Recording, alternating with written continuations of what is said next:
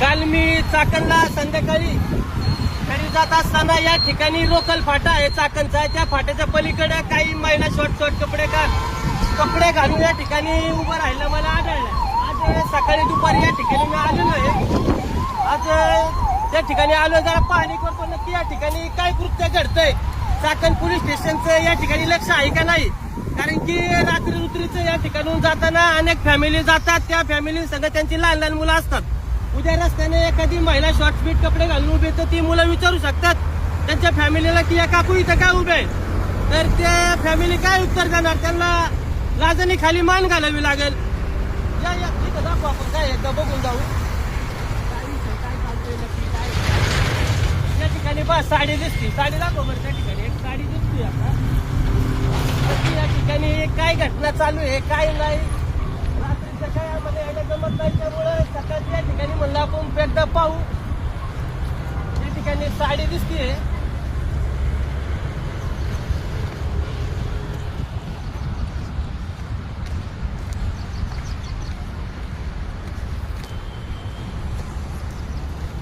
चाकण मधली घटना आहे बघा, रोकल फाट्यावरची, वाकी बुद्रुक मध्ये येते वाटते। या ठिकाणी पाहू शकता आपण खुल्या मैदानात या ठिकाणी चट आहे, या ठिकाणी भरपूर कोंडम पडलेलं आहे आणि या ठिकाणी प्रशासनाचे काहीच लक्ष नाहीये। माझं प्रशासनाला एवढंच सांगणं आहे, पोलीस प्रशासनाला चाकणच्या, या ठिकाणी तुम्ही तात्काळ लक्ष द्या, या ठिकाणी तुमची गस्त वाढवा।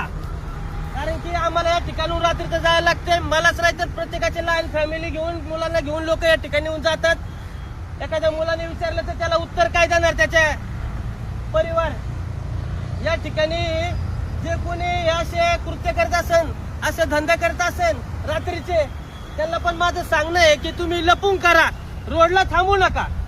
तुम्ही जो तुमचं चाललंय ते लपून करा, कुठेही रोडला न थांबता नागरिकांना त्रास देऊ नका, एवढंच माझं सांगणं आहे। आणि पोलिसांनी याकडे तात्काळ लक्ष द्यावं, नागरिकांनी पण हा व्हिडिओ शेअर करावा आणि प्रत्येकाला जिथं जिथं आपले अधिकारी असतील ओळखीचे त्यांना पाठवा। कारण की हे दृश्य कळायला पाहिजे, आणि उद्या आपल्या गावाचा प्रश्न आहे, भवितव्याचा प्रश्न आहे। आज इथं उभे आहे तर उद्या राजगुरुनगर मध्ये पण येऊ शकतात, एवढंच माझं सांगणं आहे। धन्यवाद।